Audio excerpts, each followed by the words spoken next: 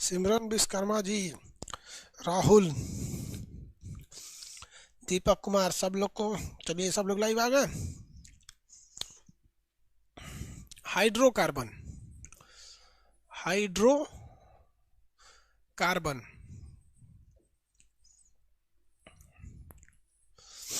Hydrocarbon क्या चीज है भाई? जिसमें हाइड्रोजन और कार्बन रहते हैं ना, उन्हें हम हाइड्रोकार्बन कहते हैं। जिसमें हाइड्रोजन और कार्बन उपस्थित रहे उन्हें हम क्या कहते हैं? हाइड्रोकार्बन कहते हैं। नाम से ही स्पष्ट लगता है, हाइड्रो मतलब हाइड्रोजन, कार्बन मतलब कार्बन। हाइड्रोजन और कार्बन की उपस्थिति से हाइड्रोकार्बन बन जाते हैं और इत्तेफाक से ये जलने लगते हैं, इसलिए इन्हें ईंधन कहा जाता है। तो हाइड्रोकार्बन एक प्रकार के ईंधन होते हैं। ये दो कैटेगरी में पाए जाते हैं। एक होते हैं संतृप्त, सेचुरेटेड। संतृप्त, इसमें क्या होता है? सिंगल बॉन्ड होता है। संतृप्त हाइड्रोकार्बन में कैसा होता है? सिंगल बॉन्ड पाया जाता है। और एक होते हैं असंतृप्त, असंतृप्त नॉन सेचुरेटेड, असंतृप्त नॉन सेचुरेटेड। अब ये भी दो टाइप के हो जाते हैं। एक होता है डबल बॉन्ड, डबल बॉन्ड। एक होता है ट्रिपल बॉन्ड, ट्रिपल बॉन्ड। आपको भले तीन तरह के हाइड्रोकार्बन दिख रहे हैं, बट बेसिकली अगर देखेंगे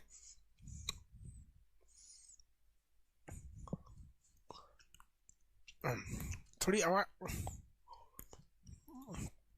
मुंह में यार दवा रखे हैं खांसी की, इसलिए थोड़ा सा जबान लड़खड़ाएगा, आप समझिएगा। गुटखा उटका हम नहीं खाते हैं, लेकिन खांसी हो गया रात में, इसलिए दवा रखना पड़ रहा है।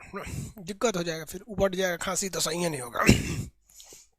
ये सिंगल बॉन्ड होते हैं, ये डबल बॉन्ड, वो ट्रिपल बॉन्ड। डबल और ट्रिपल को हम असंतृप्त कहते हैं। इसमें जो होता है वो अल्केन होता है। क्या होता है? एल्केन। इसे कहते हैं अल्केन, क्योंकि लास्ट में न एन लगा होता है। इसका फॉर्मूला होता है, कार्बन जितनी मात्रा है उसके दुगुना से दो ठो ज्यादा हाइड्रोजन रहना चाहिए। देखिए, यदि कार्बन की मात्रा n है तो n का दुगुना करेंगे 2n, उसमें से भी दुगो ज्यादा रहना चाहिए। उसे कहते हैं हम लोग अल्केन। उसे क्या कहेंगे? अल्केन। इसे कहते हैं एल्कीन, एल्कीन। इसमें क्या, जितना कार्बन है उसका दुगुना मात्रा में हाइड्रोजन रहना चाहिए। कार्बन अगर 2 है तो हाइड्रोजन 4 रहना चाहिए, यानी अगर n है तो 2n होना चाहिए। अगर कार्बन 4 है तो वो 8 हो जाएगा, 8 है तो 16 हो जाएगा। ये ससुरा खत्म और कम में हो जाता है। इसे कहते हैं एल्काइन, एल्काइन। इसे क्या कहेंगे? एल्काइन। इसका फार्मूला होता है CnH2n-2, मतलब जितना कार्बन है ना उससे 2 ठो कम में हो जाता है। तो ये सिंपल, उतना फार्मूला नहीं याद रखा जाता है। Single bond, double bond, triple bond, इसमें दुगुना से 2 ठो ज्यादा कार्बन, इसमें ठीक दुगुना, उसमें दुगुना से 2 कम, इसमें दुगुना से 2 ज्यादा, इसमें दुगुना, उसमें दुगुना से 2 कम। यही होता है अल्केन अल्काइन का फॉर्मूला। इनको अब सिंपली याद कैसे रखना भैया? एक काम करते हैं, हम एक टेबल बना देते हैं, उसमें ये बना के देख लेते हैं कैसे कैसे रहेगा। हम कार्बन की मात्रा ले लेते हैं, एक बार 1 लेके देख लेते हैं, फिर 2 लेके देख लेते हैं, 3 लेके देख लेते हैं, 4 ठो लेके देख लेते हैं। इतना बहुत हो जाएगा। जब हम कार्बन को 1 लेते हैं, जब हम कार्बन को 1 लेंगे तो 1 कार्बन लेंगे तो ये दुगुना, 1 कार्बन लेंगे तो दुगुना से 2 हो जाना, तो 1 का दुगुना 2 और प्लस 2 4, CH4 हो जाएगा। अगर कार्बन की संख्या 2 लेंगे तो ये 2 और दुगुना से 2 हो जाता है, तो 2 दूनी 4, 2 6 हो जाएगा। अगर हम कार्बन की मात्रा 3 लेंगे तो 3 का दुगुना 6 और 2 8 हो जाएगा, 6 2 8 हो जाएगा। अगर कार्बन की मात्रा हम 4 ले लेते हैं तो 4 दूनी 8 2 10 हो जाएगा। क्या हो जाएगा? 10 हो जाएगा। इसे कहते हैं मेथेन, मिथेन, क्योंकि लास्ट में अल्केन है तो इसके लास्ट में एन लगा रहे। इसे कहते हैं एथेन, इथेन, एथेन। इसे क्या कहेंगे? प्रोपेन। इसे क्या कहेंगे? Butane, butane, butane. सिगरेट के लाइटर में प्रोपेन ब्यूटेन होता है, और एलपीजी का जो सिलेंडर होता है उसमें प्रोपेन और ब्यूटेन दोनों होता है। सिगरेट के लाइटर में केवल ब्यूटेन होता है, और एलपीजी सिलेंडर जो होता है जिसमें घर में खाना बनता है उसमें प्रोपेन और ब्यूटेन दोनों होता है। क्या होता है? दोनों होता है। इथेन जो होता है वो नॉर्मल होता है, मीथेन जहरीला होता है। मीथेन कैसा होता है? जहरीला, जान ले लेते हैं। तो ये क्या है? मीथेन। किसी को दिक्कत?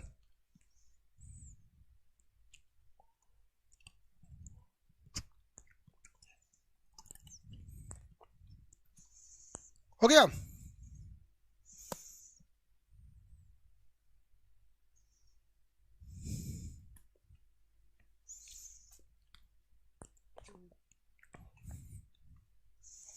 किसी को दिक्कत? चलिए इसमें दो ठो लेके देखते हैं। एक बार कार्बन एक लेंगे, फिर दो लेंगे, फिर तीन लेंगे, फिर चार लेंगे। जब कार्बन एक लेंगे तो एक का दुगुना करेंगे तो क्या होगा? दो। ये क्या हो गया? CH2, मेथीन। अब भैया बताइए, क्या ये एग्जिस्ट करेगा? क्या ये एग्जिस्ट कर पाएगा? मेथीन एग्जिस्ट कर पाएगा? मतलब कार्बन को कम से कम चाहिए 4। कार्बन के पास बाहरी कक्षा में कार्बन का परमाणु क्रमांक होता है 6, पहला में 2 घुस गया, लास्ट में 4, उसको कम से कम 4 चाहिए। क्या ये एग्जिस्ट करेगा? क्या ऐसा संभव है? मेथीन सुने हैं?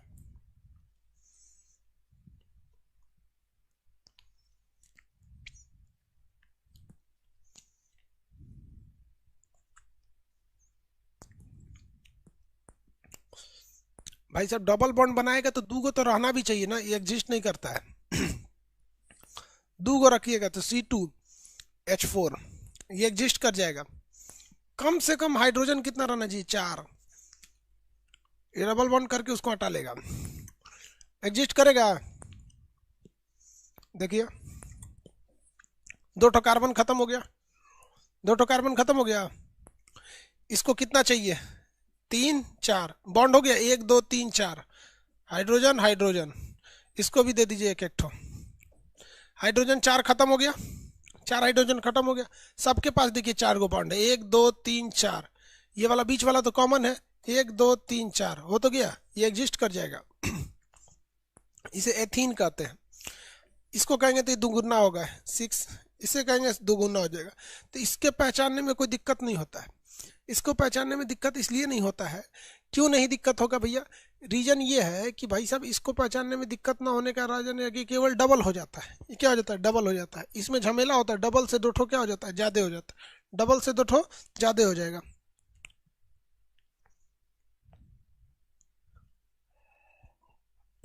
इसमें कौन सा बॉन्ड होता है? Triple bond. कौन सा? Triple bond. देखिए अगर कार्बन एक लीजिएगा तो एक का दुगुना करेंगे 2, और 2 में से एगो कम करेंगे तो 0 हो जाएगा। तो कम से कम 2 गो चाहिए, वो 0 कर दिया। हाई कार्बन अगर देखिए यहाँ अगर एक लेते हैं तो एक का दुगुना होगा 2, 2 में से एगो कम करेंगे 0, एग्जिस्ट ही नहीं करेगा। नहीं किया यहाँ पर? करेगा? नहीं करेगा। अब देखिए 2 ठो लेते हैं कार्बन को, 2 लेते हैं तो 2 का दुगुना करेंगे तो कितना होगा? 4। C2H2 क्या हो गया? C2H2। क्या ये एग्जिस्ट करेगा? आप बताइए, क्या ये बन पाएगा? क्या ये एग्जिस्ट करेगा कि नहीं करेगा? खुद से देखिए, देखिए कार्बन के पास 4 हो जाना चाहिए, उसको 4 बॉन्ड हो गया तो उसको झमेले नहीं है कि कैसे कैसे क्या कर। क्या ये एग्जिस्ट कर सकता है या नहीं? C2H2 यस या नो? एग्जिस्ट कर सकता है या नहीं?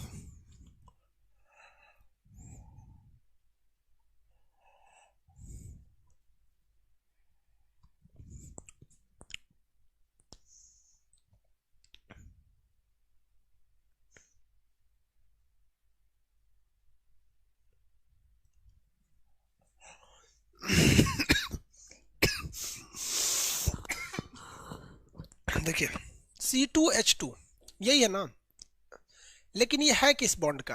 ट्रिपल बॉन्ड वाले का है। तो पहले C2 दो गो कार्बन लिख देते हैं, ट्रिपल बॉन्ड बना देते हैं, काम खत्म भैया। इनको एक ठो चाहिए, एगो हाइड्रोजन दे दिया, इनका काम हो गया। 3 गो इधर से, एगो इधर से, ये 3 तो कॉमन बॉन्ड है, इनको भी एगो दे दिया।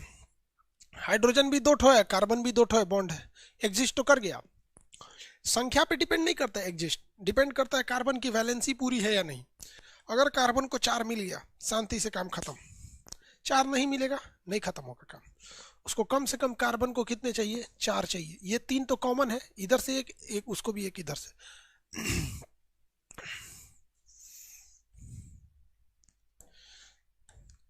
तो देखिए ये होता है अल्केन, अल्कीन, अल्काइन। आपको फॉर्मूला दे देगा और आपको पूछेगा कि बताइए इसमें कौन से बॉन्ड होंगे। जैसे हम आपको एक फॉर्मूला देते हैं, हम एक फॉर्मूला दे देते हैं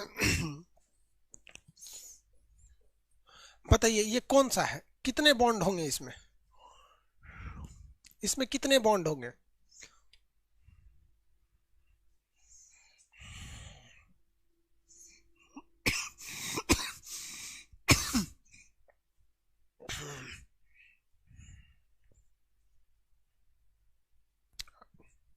ट्रिपल बॉन्ड हो जाएंगे, वेरी गुड, ट्रिपल बॉन्ड हो जाएंगे। इसमें बताइए कितने बॉन्ड हो जाएंगे।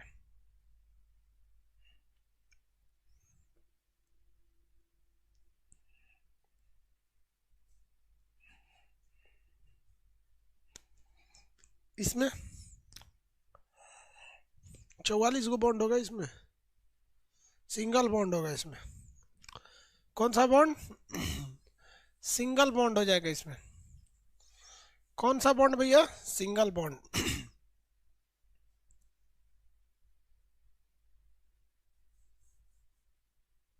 सिंगल बॉन्ड होगा इसमें, सिंगल बॉन्ड होगा। इसे कहते हैं मीथेन। ये क्या है, मीथेन। देखिए भाई इस ससुरा का सबसे ज्यादा नाम इसी का होता है, मीथेन का ही सबसे ज्यादा नाम होता है। क्यों भैया, तो भाई देखिए पहला ये कोयला के खदान में पाई जाती है, कोयला खदान में। कहेगा कोयला खदान में विस्फोट का कारण क्या है, तो मीथेन गैस का निकलना। मीथेन गैस जब हवा से संपर्क में आती ब्लास्ट कर जाती। दूसरा दलदल वाले जगह पर, दलदल मतलब समझते हैं, मार्सी लैंड। मार्स मतलब होता है दलदली जगह, जैसे धान का खेत, धान का खेत उसमें हमेशा पानी रहता है, दलदल वाले जगह। गाय भैंस का जो कौरी होता है, कौरी, कौरी समझते हैं, जुगाली, कौरी या जुगाली, कौरी या जुगाली, उसमें भी यही पाया जाता है। जितना भी सड़े गले चीज होता है, सड़ा गला चीज होता है, जैसे कूड़ा करकट सड़क पे देखते हैं ने, कहीं गोबर फेंक दिया है, गाय का गोबर फेंक दिया, उसमें कचड़ा गोबर, इस सब में क्या पाया जाता है, मीथेन गैस। कचड़ा,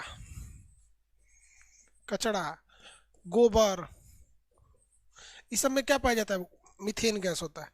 कौन सा गैस भैया, मीथेन गैस पाया जाएगा। किसी को दिक्कत नहीं, धान के खेत में मीथेन गैस। मीथेन गैस को हम लोग प्राकृतिक गैस कहते हैं। कौन सा गैस, प्राकृतिक गैस, प्राकृतिक गैस, नेचुरल गैस कहा जाता है, प्राकृतिक गैस। इंग्लिश में इसे क्या कहेंगे, नेचुरल गैस, नेचुरल गैस कहेंगे। इस नेचुरल गैस को स्टोर करना बड़ा मुश्किल होता है, इसलिए इसे बोतल में भर के दाब दिया जाता है। बोतल में भर के क्या कर दिया जाता है, दाब दिया जाता है। किसी भी गैस को रखने के लिए उस गैस को क्या किया जाता है, दाब दिया जाता है। जैसे देखिए इसमें गैस है ना, तो इसमें दबा के रखा गया, बटन दाबेंगे ना तो फेंक देता है बाहर। क्या किया, बहुत ज्यादा दबा के रखा गया। तो जब कभी भी आपको नेचुरल गैस को रखना है ना, तो आप उसको, इस नेचुरल गैस को ऐसे नहीं रख सकते हैं। पहले आप उसे क्या करिएगा, कंप्रेस कीजिएगा, तब इस नेचुरल गैस को रखिएगा, तो कम जगह में ज्यादा अट जाएगा, कम में जगह में ज्यादा अट जाएगा। इतनी चूंकि बोतल में कंप्रेस करके रख दीजिए, तो इसी को कहते हैं सीएनजी, कंप्रेस्ड नेचुरल गैस। संपीड्य प्राकृतिक गैस, चपाइल नेचुरल गैस, चपाया हुआ नेचुरल गैस। कौन सा गैस, चपाया हुआ नेचुरल गैस। तो सीएनजी में कौन सी गैस होती है, compress natural gas, methane gas होती है। ये ईंधन के रूप में होता है। जबकि एक लिक्विफाइड पेट्रोलियम गैस होता है, एलपीजी। एलपीजी में क्या होता है, प्रोपेन होता है। क्या होगा, प्रोपेन, इसके अलावा ब्यूटेन, और इसके अलावा क्या होता है, आइसोब्यूटेन, आइसोब्यूटेन, आइसोब्यूटेन पाए जाते हैं। लेकिन एक चीज खराबी क्या होती है एलपीजी का, द्रवित पेट्रोलियम गैस, एलपीजी को कहते हैं, ये महकता ही नहीं है। इसलिए अगर इसमें लीकेज हो जाएगा तो ब्लास्ट कर जाएगा। तो लीकेज से बचने के लिए हम इसमें एक गंधयुक्त गैस C2H5SH मिला देते हैं। क्या मिलाते हैं, C2H5SH, इथाइल मरकेप्टन। मिथाइल मरकेप्टन नहीं मिलाएंगे, सूंघने पे मर जाता है आदमी वो क्या हो जाता है, जहरीला हो जाता है। मिथाइल आइसोसाइनाइड क्या थी, जहरीली हो गई थी, तो मीथेन क्या हो जाता है, जहरीला हो जाता है। इसलिए क्या मिलाते हैं, इथाइल मरकैप्टन। एलपीजी के रिसाव का पता लगाने के लिए क्या मिलाया जाता है, इथाइल मरकैप्टन, इथाइल मरकैप्टन। तो एलपीजी में ये वाली गैस है, सीएनजी में ये वाली गैस। जितनी गाड़ियां आजकल दिल्ली, लखनऊ, कानपुर में चलती हैं, ये सारी जो जितनी चीजें हैं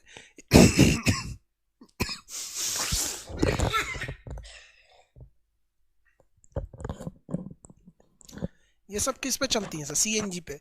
सीएनजी उतना पावरफुल नहीं होता है लेकिन धुआं कम देता है।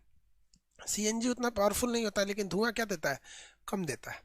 आगे बढ़े, किसी को दिक्कत है तो बोलिए। इथाइल मरकैप्टन,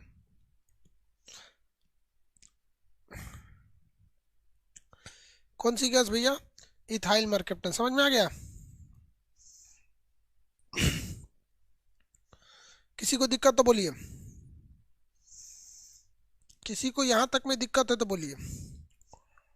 इथाइल नहीं होता है, मिथाइल नहीं होगा, गलती से भी मिथाइल नहीं मारिएगा।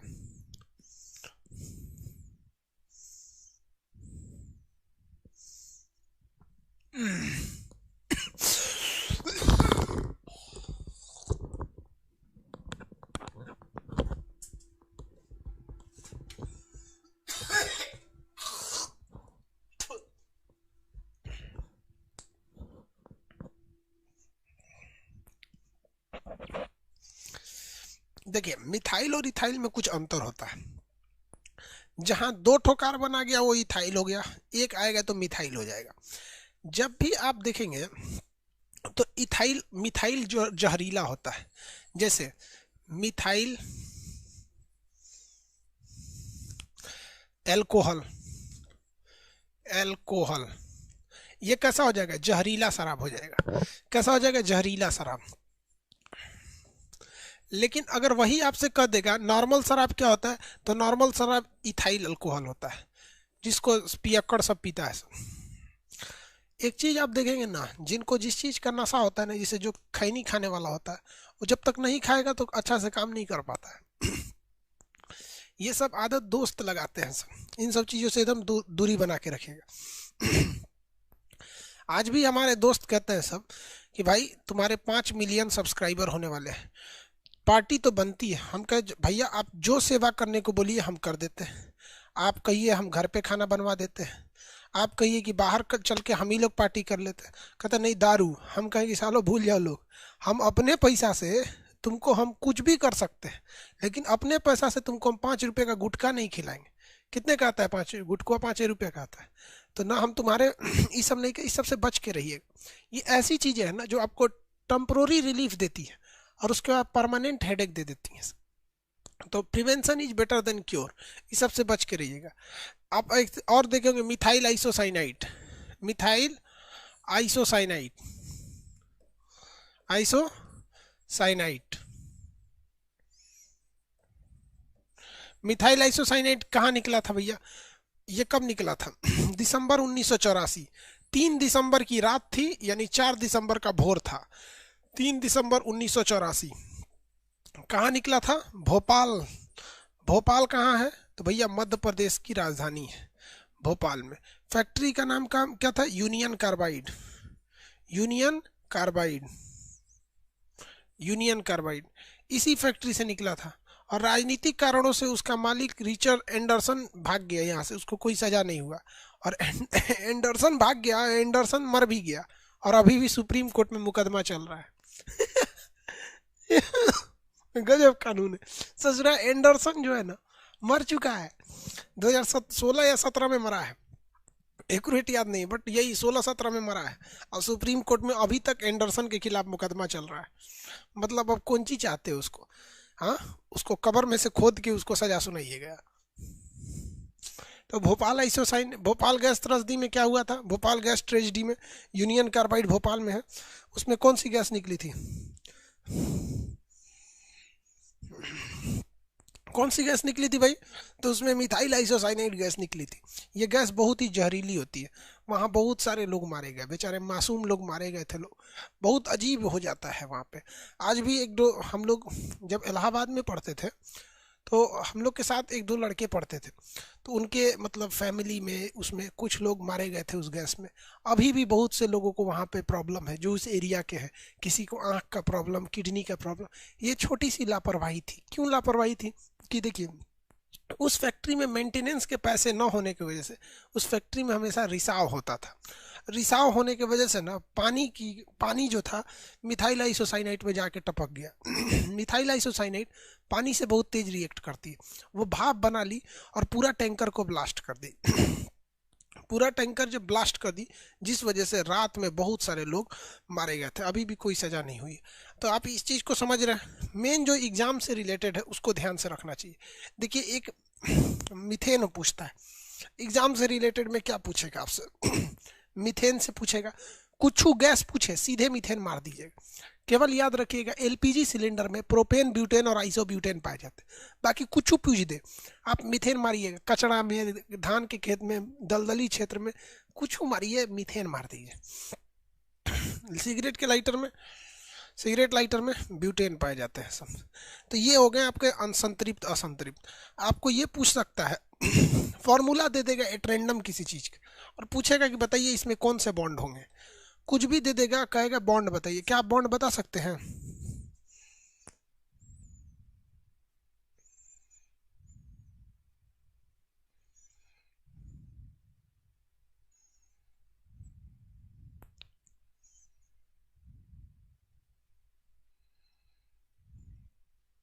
आगे बढ़े।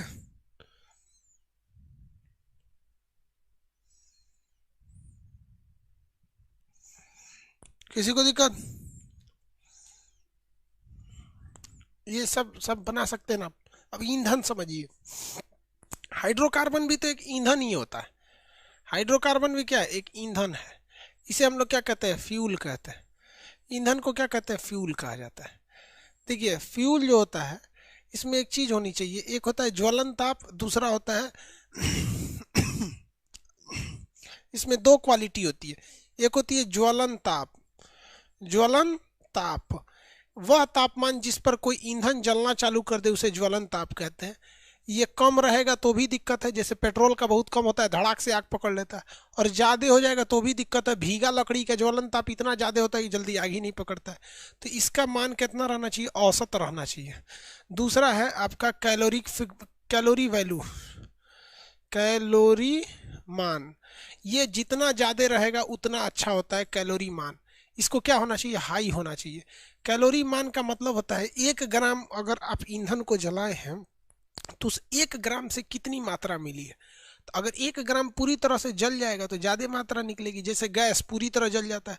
लेकिन 1 ग्राम लकड़ी को जलाएंगे तो कुछ तो कोयला ही बच जाएगा, कागज को जलाएंगे तो राख बच जाएगा। तो सबसे ज़्यादा कैलोरीफिक वैल्यू जो होती है वो किसकी होती है? हाइड्रोजन गैस की। किसकी होती है? हाइड्रोजन की होती है। सबसे ज़्यादा कैलोरी मान किसकी होती है? हाइड्रोजन की होती है कैलोरी मान, सबसे ज़्यादा हाइड्रोजन की।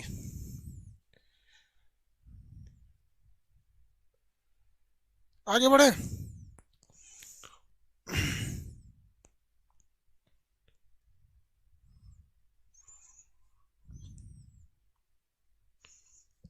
अरे यारी, रात को अदरक कहाँ से मिलेगा? चलिए ऐसे दाब के पढ़ा देते हैं, सही हो जाएगा धीरे धीरे।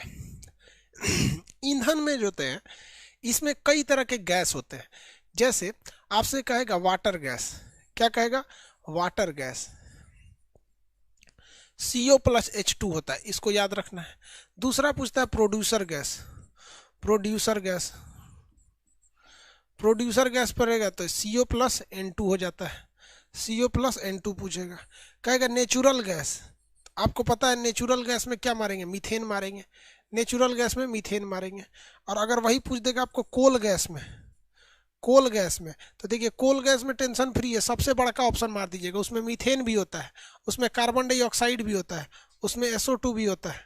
यहाँ पर इस पे सबसे ज़्यादा होते हैं सब। इसमें कोल गैस में, कोयला वाले गैस में, इसमें सबसे ज़्यादा होते हैं सब कोल गैस वाले में। तो ये गैस होते हैं सब। ये सारे के सारे क्या है? सब ईंधन है सब। ये सब के सब ईंधन है सब। आप ईंधन देखेंगे तो इसी में आते हैं सब भैया कोयला। कोयला का शॉर्टकट होता है एवी लिपि।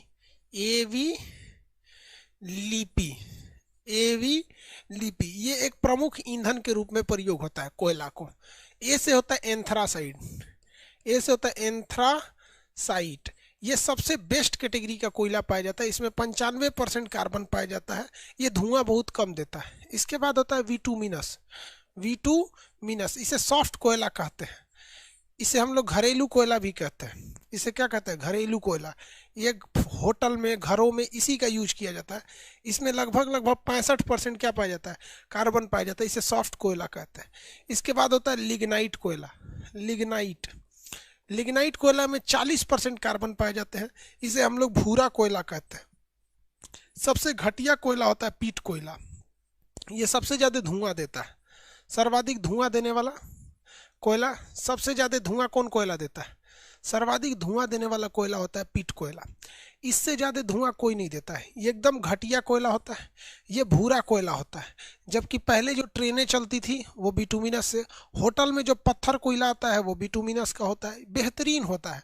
भारत में सबसे ज्यादा बिटुमिनस पाया जाता है, जबकि सबसे अच्छा होता है एंथ्रासाइट, कम धुआं देता है और इसमें हीट ज़्यादा होता है, ये चाइना में पाया जाता है। देखिए अंतर क्या होता है, हम लोग के घर में जो होता है एक लकड़ी का कोयला होता है, मतलब लकड़ी जल जल रहा है, उस पर पानी मार के आदमी बुझा लेता है, वो लकड़ी कोयला होता है, उसमें उतना दम नहीं होता है। देहात में बोलते हैं लोग फाए फाए जल रहा है, इतना जलाएंगे उसके आग में उतना दम नहीं है, जलेगा तुरंत खत्म हो जाएगा।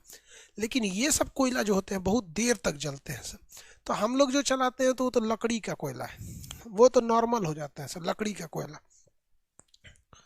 बिटुमिनस घरेलू में होता है। एवी लिपि ट्रिक है, एवी लिपि क्या है? ट्रिक है। एंथ्रासाइड, बिटुमिनस और लिग्नाइट।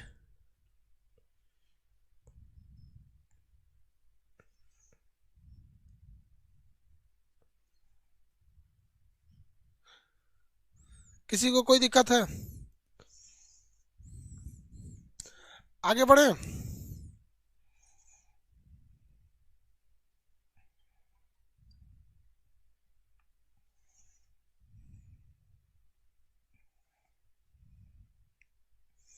किसी को कोई दिक्कत?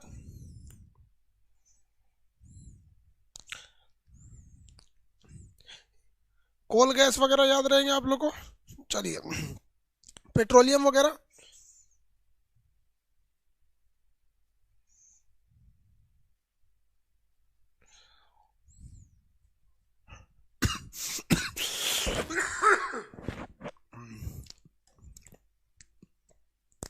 आगे देखते हैं, कुछ बायो ईंधन होते हैं। क्या होते हैं भैया? बायो ईंधन। बायो ईंधन उसे कहा जाता है, वैसे ईंधन क्या कहलाते हैं? बायो ईंधन, जिनका मतलब किससे प्राप्त किए जाते हैं? पेड़ पौधों से प्राप्त किए जाते हैं। एक मिनट बाबू रुक जाइए था।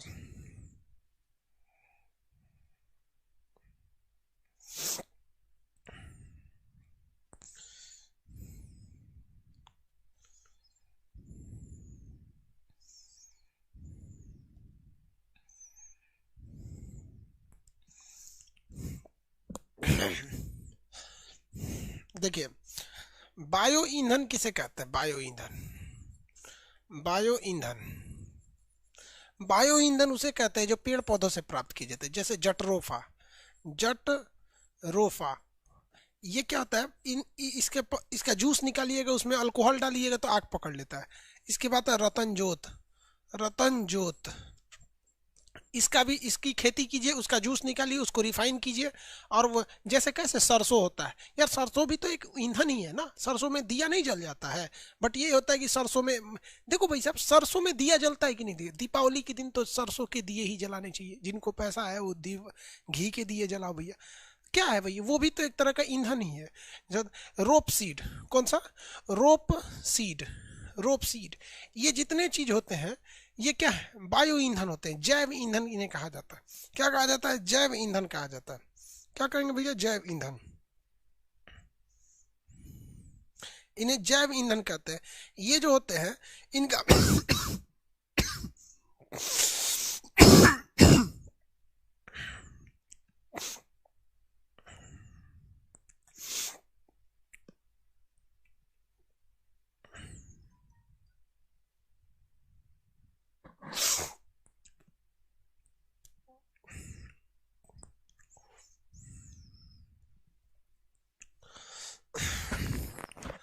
देखिए ये हो गए आपके कौन सा बायो ईंधन, ये प्रदूषण कम करते हैं, जैव ईंधन या बायोफ्यूल कहा जाता है। इनसे प्रदूषण कम होता है, खेती कीजिए उसी से निकाल के जलाइए। जैसे सरसों का तेल जलाने से कोई क्या होता है, प्रदूषण वगैरह नहीं होते हैं सब। अब आते हैं भैया एक ईंधन जिन्हें कहते हैं पेट्रोलियम। पेट्रोलियम पेट्रोलियम पेट्रोलियम क्या है भैया, एक गाढ़ा पदार्थ होता है। ये कैसा होता है, गाढ़ा पदार्थ होता है। ये बहुत ही गाढ़ा होता है। कैसा होता है, गाढ़ा पदार्थ होता है। इसे हम लोग किससे निकालते हैं, औषधि चट्टान से। औषधि चट्टान से पेट्रोलियम को लाया जाता है। इसे हम लोग क्या करते हैं, साफ करते हैं, रिफाइन करते हैं। किस विधि द्वारा बता सकते हैं, बताइए पेट्रोलियम को किस विधि द्वारा साफ किया जाता है। आप बताइए पेट्रोलियम को किस विधि द्वारा साफ किया जाता है, बताइए पेट्रोलियम को किस विधि द्वारा साफ किया जाता है,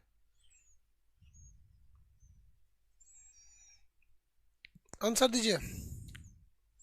प्रभाजी आसवन, भाई आसवन विधि, सिर्फ आसवन बोलेंगे तो काम चलेगा भैया, प्रभाजी आसवन हम बोलेंगे।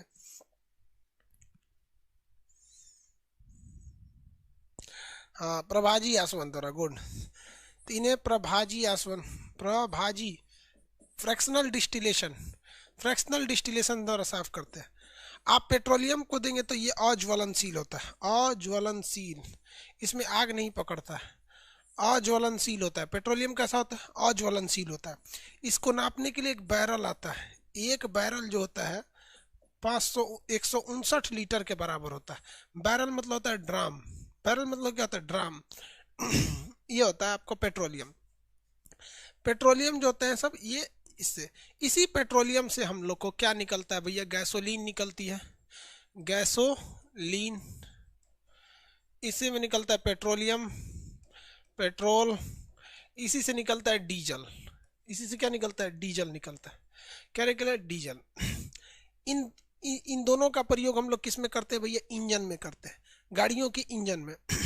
अब इसकी शुद्धता निकले, देखिए इसकी अगर शुद्धता निकालना है ना तो ऑक्टेन संख्या, कौन सी संख्या, ऑक्टेन संख्या, ऑक्टेन संख्या, संख्या। अगर इसका ऑक्टेन नंबर ज्यादा है तो आप समझिएगा पेट्रोल शुद्ध है, और ऑक्टेन नंबर कम है तो समझिएगा पेट्रोल अच्छा नहीं है। उसी तरह डीजल की संख्या के लिए C10 संख्या, कौन सा संख्या, C10 संख्या। अगर C10 संख्या ज्यादा है तो पेट्रोल अच्छा है, C10 संख्या कम है तो पेट्रोल खराब है। तो पेट्रोल की शुद्धता के लिए C10 संख्या, डीजल सॉरी ऑक्टेन संख्या, और डीजल की शुद्धता के लिए हम लोग किसका प्रयोग करते हैं, C10 संख्या का यूज करते हैं। जब कभी भी गाड़ियां जो होती हैं, गाड़ियां चलती हैं तो उसके अंदर इंजन में जब आग लगता है तो इंजन बंद होने के बाद में भी ना वो उसमें आग थोड़ा रह जाता है, जिससे खटखटाहट होने लगती है, जिसे हम लोग कहते हैं नॉकिंग। क्या कहते हैं, नॉकिंग कहते हैं। ये खटखटाहट अच्छा नहीं होता है, इसे कहते हैं अपस्फोटन, अपस्फोटन, इसे क्या कहेंगे, अपस्फोटन कहते हैं। ये नॉकिंग होती है इंजन में, क्या होती है, खटखट खटखट खटखट नॉकिंग होती है। ये अपस्फोटन अच्छा नहीं होता है, इससे इंजन खराब हो जाता है। आप बाइक लगा के रोकिएगा, उसमें खट खट खट खट खट एक मेटेलिक आवाज आती है, उसे हम लोग अपस्फोटन कहते हैं। इसे अच्छा नहीं माना जाता है, क्योंकि अपस्फोटन से इंजन खराब हो जाता है। इसलिए इसके अंदर हम लोग मिलाते हैं एक एंटी नॉकिंग, जो खटखटाने नहीं देता है, एंटी नॉकिंग। एंटी नॉकिंग के रूप में हम लोग किसको मिलाते हैं, टेट्रा इथाइल लेड को मिला देते हैं, tetra ethyl lead, TeL, tetra ethyl lead मिला देते हैं। जब पेट्रोल में लेड मिला देते हैं तो वो खटखट खटखट होने नहीं देता है, खटखट खटखट नहीं होने देता है। लेकिन इससे एक समस्या क्या है, इससे बीमारी फैल जाती है। जब वो ईंधन जलेगा, इंजन में धुआं निकलेगा तो वायु प्रदूषण बढ़ जाता है और लोगों का ब्रेन खराब होने लगता है। इसलिए सरकार ने नियम बनाया कि भाई साहब कुछ भी हो जाए, गाड़ी खराब हो, लेकिन आपको टेट्रा इथाइल लेड नहीं मिलाना है। उस पर लिखा रहता है पेट्रोल पंप पे, शीशा रहित पेट्रोल, शीशा रहित पेट्रोल लिखा रहेगा वहां पर। तो इसलिए एंटी नॉकिंग के लिए भैया, इंजन खराब हो इसलिए 15 साल में गाड़ियां खराब हो जाती हैं। वो आप देखिएगा ना, DTO ऑफिस पे ले जाएगा तो आपकी गाड़ी की वैलिडिटी लिखता है 15 साल, 15 साल से पुरानी हो जाएगी गाड़ी, हटा देगा वहां पर। तो अब एंटी नॉकिंग नहीं मिलाया जाता है। ईंधन में एक और खराबी होती है कि मान के चलिए किसी हवाई जहाज में ईंधन भर दिए, वो कश्मीर के ऊपर जाएगा तो ईंधन जम जाएगा। तो जमने से रोकने के लिए हम लोग उसमें एंटी फ्रीजिंग मिलाते हैं। एंटी फ्रीजिंग मिलाते हैं, ये उसे जमने नहीं देता है। इसमें क्या होता है, ethylene glycol, a ethylene ethylene glycol ethylene glycol ethylene glycol. देखिए एथिलीन ग्लाइकॉल जमने नहीं देता, तो ये ठंडे प्रदेशों में मिलाया जाता है। उसमें एंटी नॉकिंग, खटखटाने नहीं देता, अब इसको नहीं मिलाया जाता वरना इंजन के बचाने के चक्कर में प्रदूषण फैला देता है। नॉकिंग यानी अपस्फोटन, खटखटाहट को रोक देता है। डीजल की शुद्धता, सीटेन संख्या, पेट्रोल की संख्या, अपस्फोटन सॉरी ऑक्टेन संख्या। ये अवसादी चट्टान प्रभाजी अज्वलनशील, एक बैरल बराबर 159 लीटर होता है, 159 लीटर। इसी पेट्रोलियम यानी पेट्रोलियम से हमें क्या मिलता है, गैसोलीन, पेट्रोलियम, डीजल इत्यादि का प्राप्ति होती है। किसी को दिक्कत एंटी फ्रीजिंग के लिए?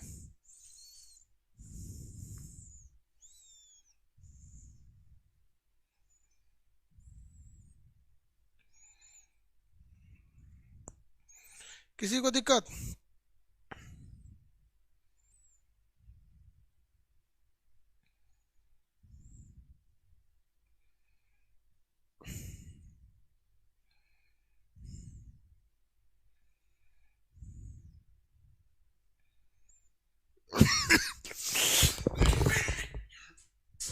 अब रहने देते हैं, अब ज्यादा।